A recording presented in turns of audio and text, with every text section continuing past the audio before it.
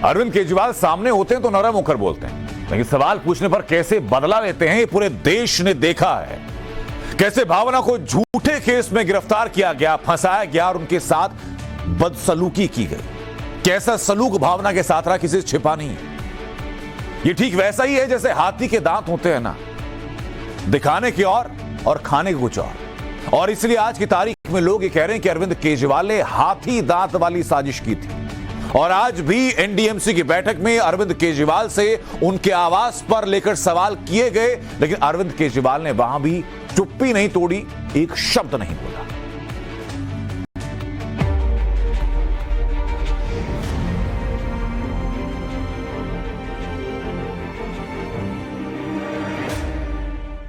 कि मैं कैसे बताऊं घर वालों को, कैसे बताऊंगी ऑफिस को कि मैं कहां हूं।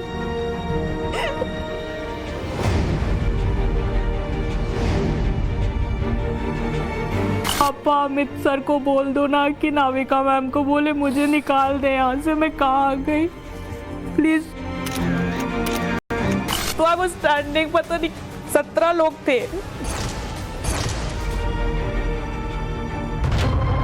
केजरीवाल के हाथ दांत वाली साजिश भावना ने एक्सपोज कर दी। भावना के आंसू जीत गए, केजरीवाल की साजिश हार गई। पुलिस से लेकर थाने, जेल की सलाखों तक सर जी के रचे गए सारे चक्रव्यूह टूट गए।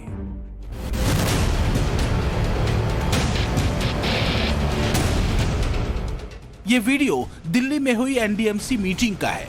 दिल्ली के मुख्यमंत्री अरविंद केजरीवाल बैठे हैं और उनसे कुछ ही दूरी पर मौजूद हैं एनडीएमसी के सदस्य कुलजीत चहल। हाथ में केजरीवाल के आवास की तस्वीरों के साथ कुलजीत चहल ने एनडीएमसी की बैठक में सवाल पूछने शुरू कर दिए तो सर जी बगले झांकने लगे।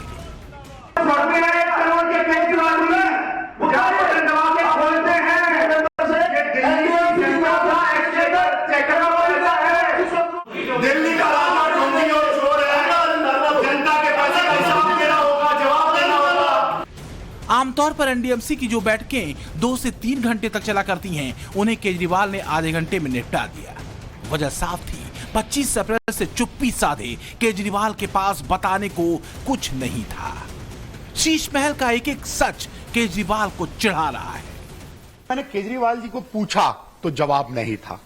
उनके भोपू विधायक बार बार बोलने लगे, ऐसे गुस्से से घूरने लगे, तो मैंने कहा घूरिए मत, जवाब दीजिए। आप जनता के 45 करोड़ का, मेरा भी टैक्स पेयर का पैसा है, बाकियों का भी टैक्स पेयर का पैसा है, आप उसकी गाड़ी कमाई आपने अपने घर के कालीन में, पर्दों में, टॉयलेट्स में, जकूजी में आपने लगा दी, तो जवाब देना होगा। तो केजरीवाल जी के पास जवाब नहीं था।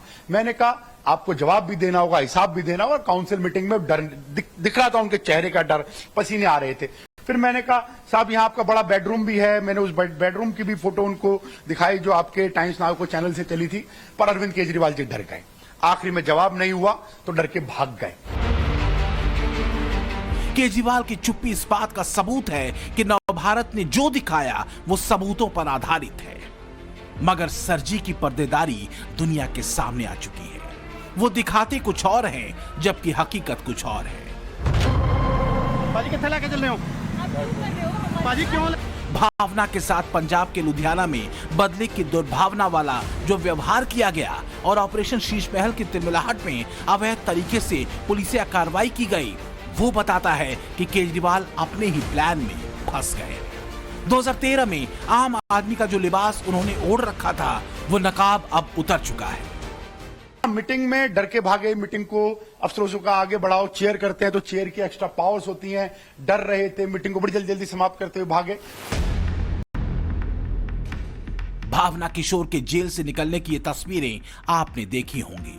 आप ये भी जान चुके होंगे कि कैसे आम आदमी पार्टी की सारी मशीनरी की हवा पंजाब हरियाणा हाईकोर्ट में उड़ गई। तो आप टॉयलेट में नहीं वो कर सकते, यू कांट स्मेल। मगर जेल के अंदर भावना के साथ क्या हुआ, ये आज हम आपको बताएंगे। आज भावना आपको बताएगी कि कैसे टॉर्चर करने की कोशिश की गई। हम ऐसे मुंह ढक के सो गई। सबने बोला, मैंने बोला कि क्या यहाँ पे कोई कॉइल वॉइल मिल जाएगा क्या, बहुत मच्छर काट रहे हैं मुझे और मुझसे बर्दाश्त नहीं हो रहा। तो उन्होंने बोला कॉइल कुछ नहीं मिलता यहाँ पे, ऐसे ही सोना पड़ता है। तो मेरे पास चादर नहीं था बिछाने के लिए, तो मेरे साथ कुछ थी तो उन्होंने अपने चादर को थोड़ा सा स्प्रेड किया, तो मैंने बोला मैं इस पे सो जाती हूँ। बोला एकदम सो जाइए, आप सो जाइए। उन्हें लग रहा था कि मतलब बहुत मैं वरीड थी और मैं बहुत टेंशन में थी, बहुत रो भी रही थी, तो उन्होंने बोला आप सो जाइए। लेकिन नींद नहीं आ रही थी, एक ऐसा आहट सा लग रहा था कि कहीं मेरे पर कोई अटैक ना कर दे, कहीं मुझे कोई मार ना दे, इस तरह की फीलिंग्स मुझे आ रही थी अंदर से ना। मैं बहुत, जैसे मैं ऐसे 5 मिनट ऐसे आंख बंद करती थी तो मैं फिर मुझे लगता था पीछे से कोई आ रहा है बार बार। वो पूरी रात, वो जिंदगी में ऐसी रात थी कि मैं किसी के लिए भी नहीं करूंगी कि अगर किसी ने मेरे साथ बुरा भी किया ना, मैं उसके लिए भी नहीं कहूंगी कि ऐसी रात उसकी जिंदगी में आए, कि वो इतना डरे कि कुछ भी हो सकता है, वो मर भी सकता है और कोई कांटेक्ट नहीं किसी से। मैं चुपचाप उसी तरह से, गर्मी बहुत थी उस रात, बहुत गर्मी थी, पानी पी रही थी लेकिन उलझन भी बहुत थी। और सबसे बड़ी बात ये कि 17 लोग थे, बार बार वॉशरूम जा रहे थे तो इतनी स्मेल आ रही थी। मैंने कभी सोचा नहीं था कि मैं वॉशरूम के बाहर सोऊंगी और I smell all this rubbish. मैं वो बर्दाश्त नहीं कर पा रही थी। आई वाज प्रेइंग कि भगवान मैंने क्या कर दिया, मुझसे गलती क्या हो गई, मुझे माफ कर दीजिए भगवान, प्लीज मुझे माफ कर दीजिए। तो आप टॉयलेट में नहीं वो कर सकते, you can't smell someone shit.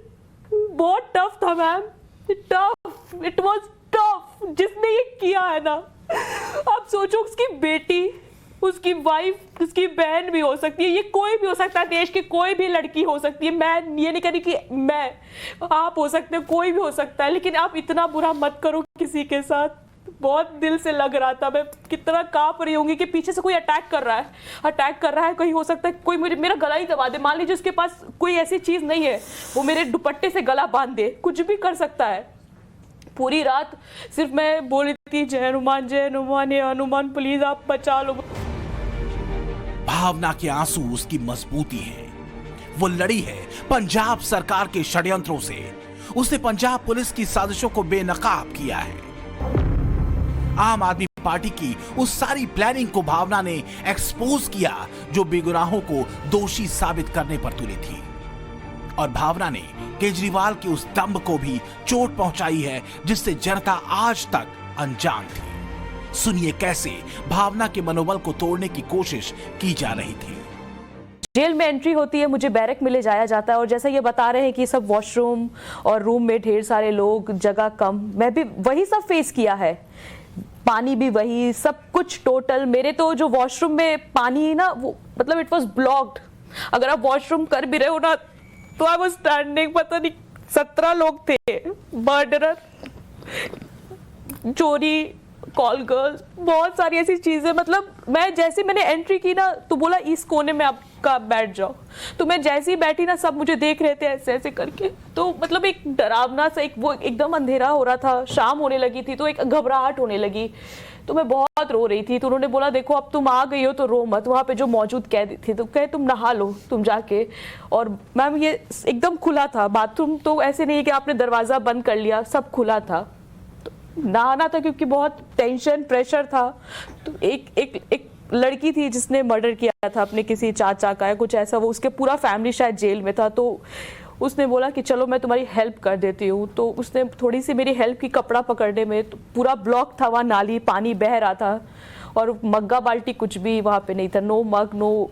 तो मैंने कहा चलो ठीक है। फिर मैंने नहाए हुए चुपचाप बैठी थी। 6 बज गए तो वही रोटी आई, दाल, मेरे पास बर्तन नहीं थे तो ऐसे कपड़े पे ही मैंने रख के रोटी खा ली, क्योंकि उस वक्त भूख भी लगी थी और सिर्फ रोटी खाई थी मैंने। 2 रोटी गर्म थी तो मैंने खा ली पानी से घोट घोट के। हमने पानी बहुत ज़्यादा पी रही थी, वॉशरूम बहुत आ रहा था, बार बार लेके जा रहे थे और 2-3 लोग साथ में जा रहे थे महिला।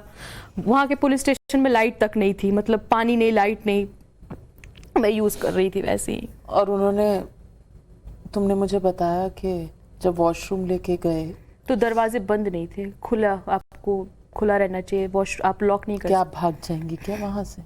आपको बोला गया आप खुले दरवाजा खुला रख के वॉशरूम जाएंगी? हाँ जी, ये ह्यूमिलिएशन किसी मैंने फिर भी लड़की का, मैंने वॉशरूम किया दरवाजा खोल के, मुझे नहीं आई शर्म क्योंकि मैं इतना प्रेशर में थी उस वक्त। प्रेशर, मेरे सर फट रहा था, मुझे लग रहा था कि पापा से बात हो गई शायद, अब तक कुछ हो जाएगा, मुझे लग रहा था कुछ हो जाएगा, मैं निकल जाऊंगी। मैंने पापा को बताया कुछ तो हो ही जाएगा। पाजी कितने लेके चल रहे हो? पाजी क्यों? अब तक यही सुना जाता था कि कोई हादसा या घटना होने के बाद पुलिस पहुंचती है, मगर भावना के केस में बिल्कुल उलट हुआ। पुलिस प्लानिंग के साथ मौके पर पहले से मौजूद थी। भावना को जबरन झूठे केस में फंसाया गया और इल्लीगल कस्टडी में रखा गया। दिल्ली सरकार से लेकर पंजाब की सारी मशीनरी जुट गई कि किस तरह महिला पत्रकार को डराया जाए, धमकाया जाए और शीश महल के खुलासे पर झुकने को मजबूर किया जाए। और जब ये सारे हथकंडे काम नहीं आए तो मेंटली परेशान किया गया। सबने बोला चाय पी लो, चाय तो मैंने ऐसे देखी ना मैम, तो ऐसा लगा कि नाली में बहता पानी जो काला होता है ना, तो मैंने बोला, मैं चाय की बहुत शौकीन थी, मैं सुबह रोज अच्छी चाय पीती, तो मैंने ऐसे देखा पानी, तो मैंने बोला नहीं ये चाय तो मैं नहीं पी पाऊंगी यार। बहुत भूख भी लग रही थी, बहुत भूख लग रही थी। मैंने कहा यार, मैंने बोला कुछ नाश्ता मिलता है, तो बोले 9 बजे आपको रोटी दाल मिले। मैंने सुबह भी रोटी दाल मिलेगी क्या? तो मुझे रोटी दाल तो नहीं मुझसे खाया जा रहा था। मैंने बोला चलो ठीक है, रोटी खा लेती हूँ किसी तरह से। तो एक लड़की आई वहाँ पे, कैदी थी, बोली आप प्याज खाओगे उससे? मैंने बोला दे दो, जो भी है दे दो। ऐसे दुपट्टे पे ही मैंने रख के और रोटी दाल खा ली। मैंने कहा चलो ठीक है। तब तक भावना की ये गवाही केजरीवाल को एक्सपोज कर रही है। भावना के एक एक शब्द इस बात पर मुहर है कि केजरीवाल अंदर तक डरे हुए हैं और यही डर उन्होंने भावना के मन में बिठाने की कोशिश की। भावना को मेडिकल के लिए जानबूझकर ऐसे अस्पताल में ले जाया गया जहां खून बिखरा पड़ा था। मैं गई लुधियाना के हॉस्पिटल में, सरकारी अस्पताल में मेडिकल के लिए। बार बार बहुत घबराहट में कहते हैं ना कि आपको बहुत वॉशरूम की नीड होती है।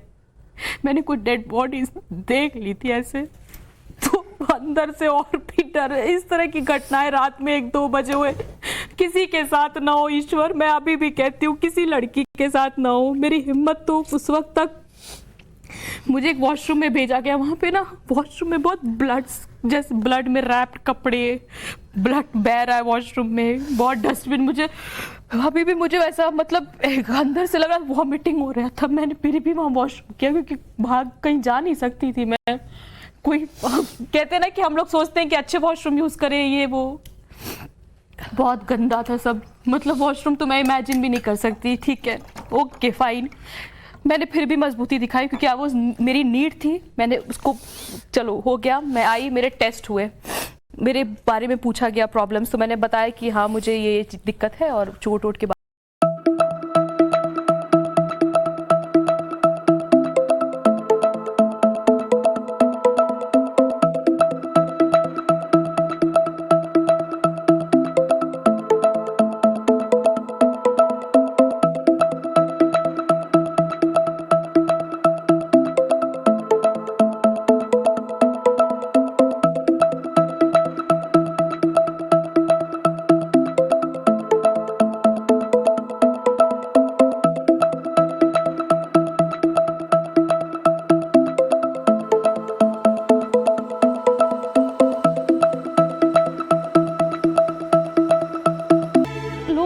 बोलते अपनी इन्फो दीजिए, जानकारी दीजिए, नाम क्या है, पापा का नाम क्या है। मैंने बोला मैं पापा का नाम क्यों दूं? मैंने ऐसे ही बोला मैं पापा का नाम क्यों दूं? मैंने कुछ क्या, क्यों पापा का नाम लेना? आप मेरा नाम लो, मेरे चैनल का वो है ना, मैं चैनल से उसका एड्रेस लिखो, मैं क्यों अपना एड्रेस दूं? उसके थोड़ी देर बाद ये सब चलता रहता। मैं परेशान रहती हूँ, मैं पैनिक रहती हूँ। मैं देखती हूँ कि पुलिस स्टेशन में दारू की बोतल रखी हुई है। मैं कहती हूँ मैं अपने मन में सोचती हूँ मृत्युंजय और मैं सिर्फ आई कांटेक्ट कर रहे थे, हमें आपस में बात नहीं करने दिया जा रहा था। लगातार ड्राइवर साहब रो रहे थे, पर ड्राइवर साहब मतलब इतना रो रहे थे कि मैं उनको देख के घबरा रही थी कि भगवान इनको कुछ हो गया तो मैं ऑफिस में क्या जवाब दूंगी। बार बार मृत्युंजय कहते मेरे बेटे का ऑपरेशन हुआ है मैक्स हॉस्पिटल में ट्यूमर का, प्लीज बात करा दिया जाए, बात करा दिया जाए। वो मतलब उसने अपने आंसू कंट्रोल तब तक किए हुए थे। 9 बजे से लेकर 10 बजे के बीच में नए नए चेहरे आते हैं अफसर्स के, सिविल में, ड्रेस में, मतलब सब में आते हैं, पूछते हैं अपना एड्रेस दीजिए।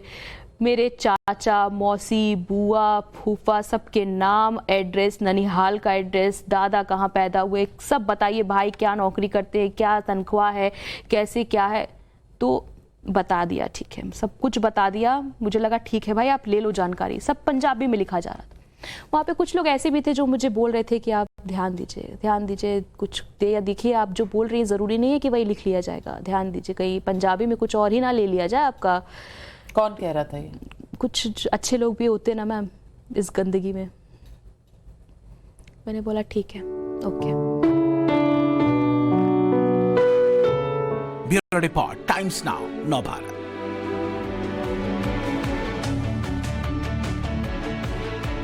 और फिलहाल छोटे से ब्रेक के लिए जल्द वापस लौट रहे हैं।